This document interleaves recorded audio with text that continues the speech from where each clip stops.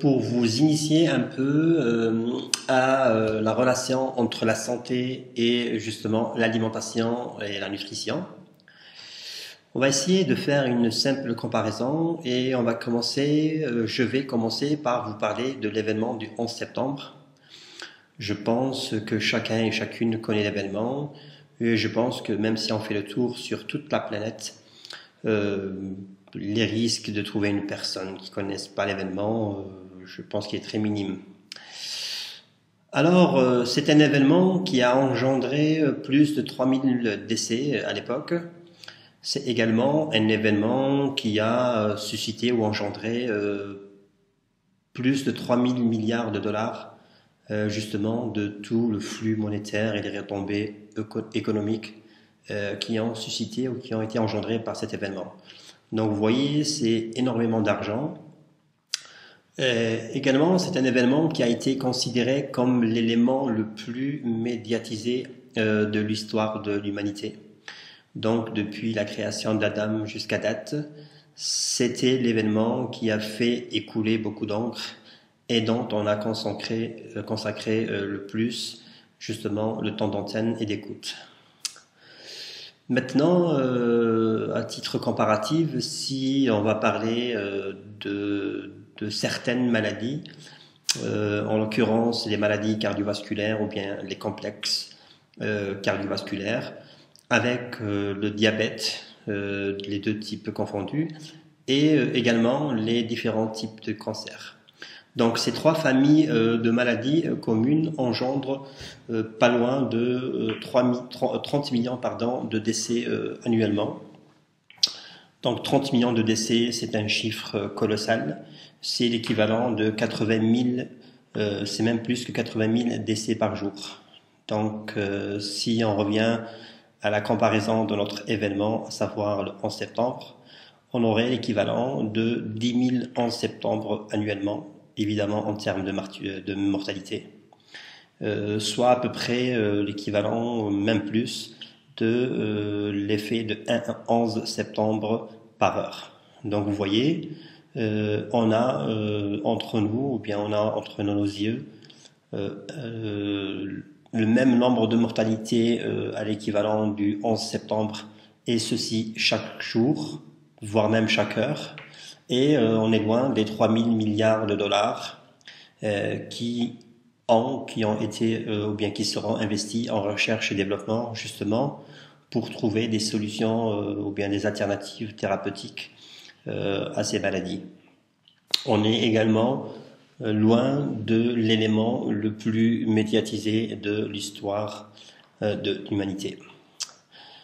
Et donc, d'ailleurs le plus important, c'est de comprendre l'origine de ces maladies ou bien la cause de ces maladies. Évidemment, les chercheurs ou bien les recherches divergent sur justement les causes de ces maladies, mais la majorité s'entendent à dire que une grande partie, voire même plus que 70%, des causes de ces maladies seraient d'origine alimentaire. Il y a également le risque génétique, il y a l'environnement, il y a le tabagisme et l'alcool, bon bref.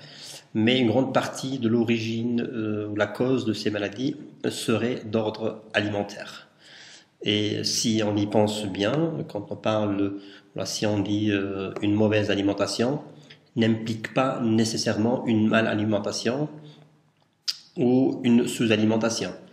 Et d'ailleurs, les pays les plus touchés par ces maladies sont, entre guillemets, les pays les plus avancés en matière de connaissances et justement d'innovation en transformation agroalimentaire.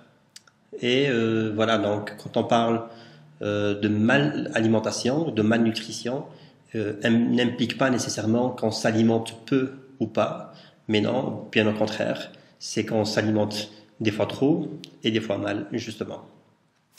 Alors, qu'est-ce qui a fait en sorte que nous avons changé radicalement notre comportement alimentaire? Telle est la question. Donc, pour comprendre ça, il va falloir comprendre un peu. D'ailleurs, il y a deux acteurs principaux dans ce changement radical.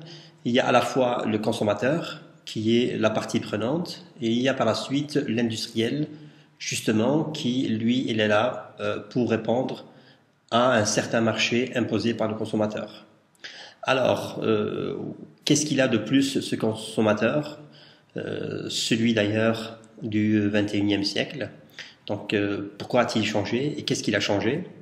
On va essayer de le comparer à son prédécesseur, le consommateur du 20e siècle. Et en l'occurrence, une seule chose n'a pas changé en lui, c'est qu'il est toujours aussi gourmand.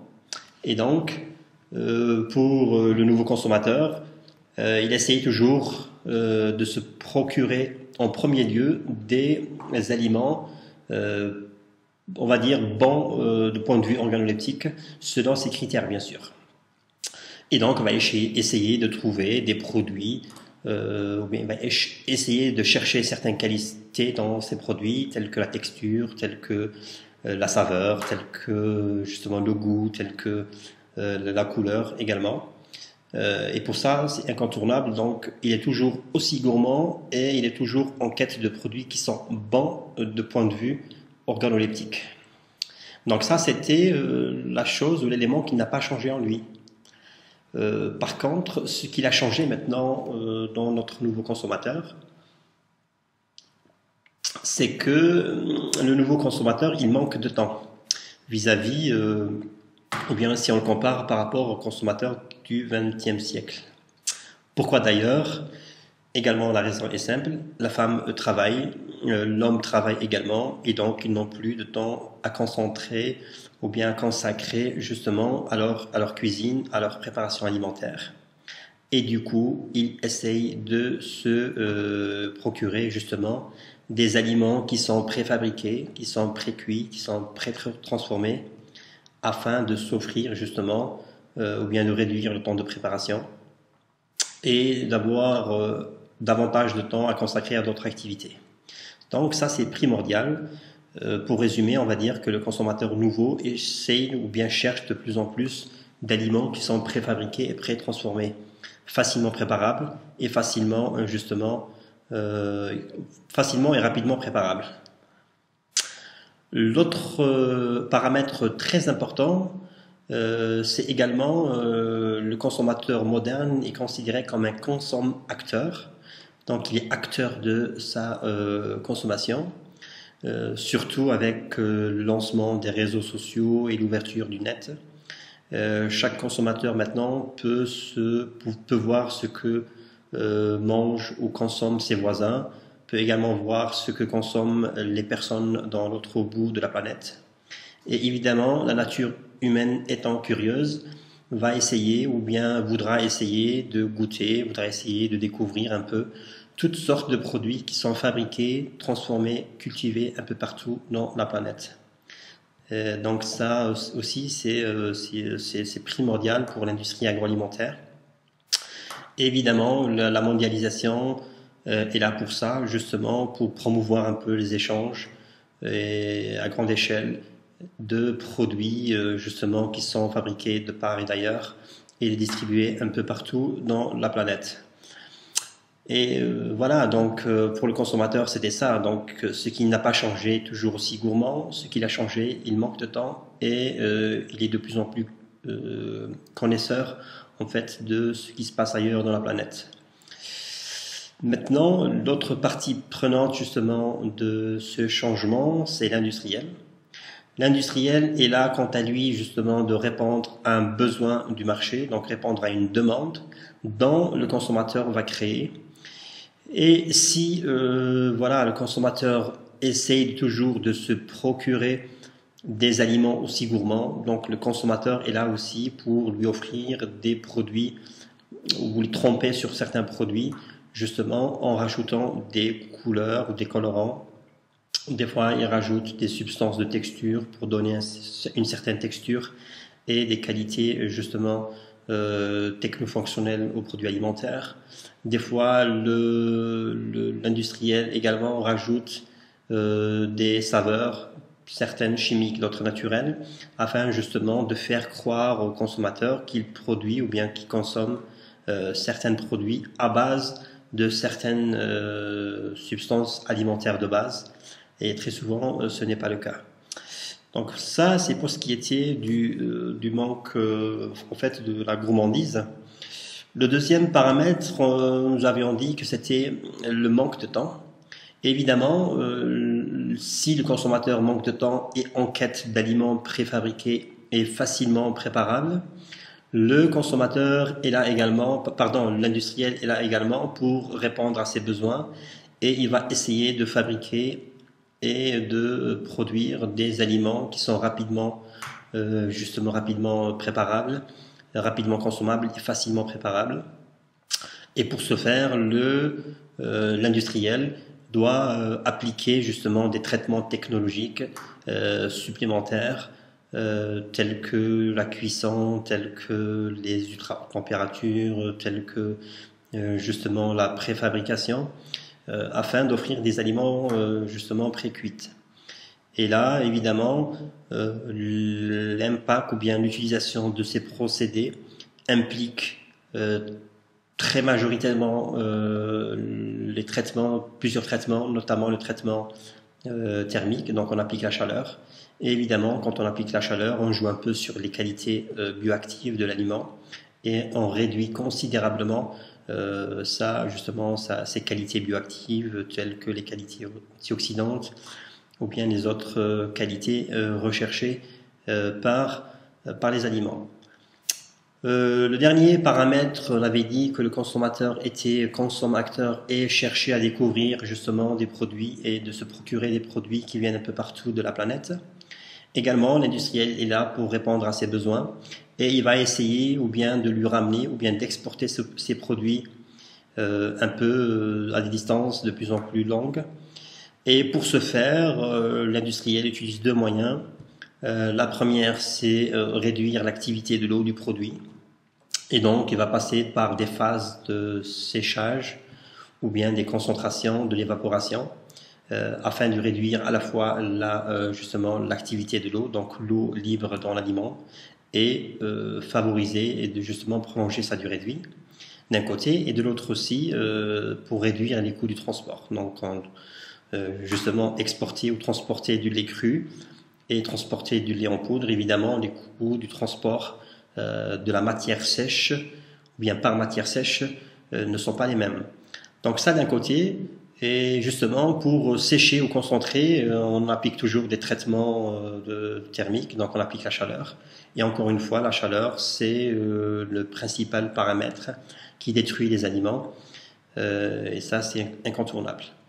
De l'autre côté, pour justement commercialiser à des distances de plus en plus éloignées, donc on a besoin des DLC, donc des dates limites de consommation, de conservation qui sont de plus en plus longues. Le consommateur, plutôt l'industriel, à son tour, il va rajouter des substances, des additifs justement antibactériens, bactéricides ou bactériostatiques afin de prolonger la durée de conservation de son produit. Et là, on tombe également dans l'abus et dans l'ajout abusif de certains produits chimiques, très souvent nocifs après certaines concentrations, justement afin de prolonger la durée de vie ou bien la durée de conservation de l'aliment. Donc vous voyez, c'est en fait la responsabilité des deux parties, mais il est clair que la responsabilité première est due aux consommateurs. Évidemment, les pays qui ont le plus investi ou bien qui sont leaders en matière de qualité l'ont compris. Investir dans un système de santé d'un pays et avant tout et incontournablement investir dans l'alimentation, parce que c'est très clair et une formule très logique et très simple. Si on n'investit pas dans l'alimentation et la nutrition d'une population, on va se ramasser avec une génération qui est à la fois malade, donc qui va évidemment qui va susciter ou bien qui va nous consommer, et des coûts extraordinaires en matière de santé. Il faut parler des coûts de médicaments et de tout le système de santé, vu que justement c'est des maladies qui sont très souvent des maladies chroniques. Donc le malade ou le patient aura besoin de ces médicaments et de tout le système de santé durant toute sa vie. Et là, donc, les factures sont de chiffres très élevés. Et l'autre côté aussi, quand on n'investit pas justement dans l'alimentation et la nutrition, on va se retrouver avec, comme on vient de le signaler, une population malade, donc qui nécessite des coûts élevés en santé, mais aussi une génération de population qui ne travaille pas et donc qui n'est pas productif socialement. Donc vous voyez, c'est à double tranchant, à la fois une société qui nous consomme beaucoup en matière de santé et aussi ne produit rien en contrepartie. Et voilà, donc c'était une brève introduction à la relation entre la santé justement et la nutrition et l'alimentation. Et comme on va tourner, revenir à une citation dite par Hippocrate, je pense c'était quelques dizaines d'années avant Jésus-Christ. La citation est très simple: de tes médicaments, de tes aliments, tu feras tes médicaments. Donc voilà. Merci.